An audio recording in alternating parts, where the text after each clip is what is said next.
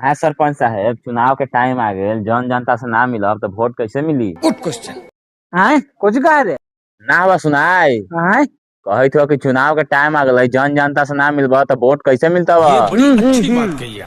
हाँ हमरा सब पता है कि हमारे मेहरारू का साया किने है। ई बहिन जब बहिरा सरपंच कही थी आम सुनी थी इमली, कही थी जनता से मिलेला तो कही थे मौगी के साया किनेला। कुछ ही कह रे तनी कस के कह। क्या तकलीफ है भाई?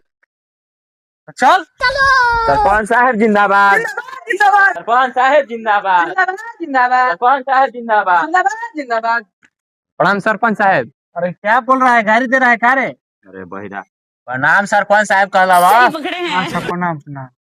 चलू सरपंच साहब हमारा पंचायती कह दू, हमार भाईवा के मार के कपड़ा फाड़ देले है। क्या?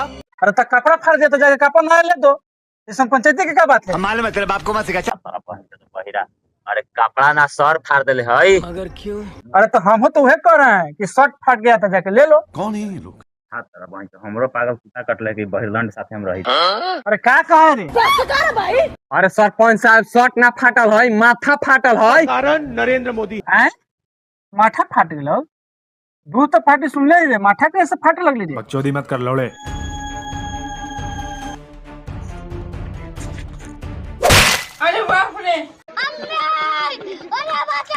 बहन चोदा बुझाला हो कि कौची फाटल है। मजा आया।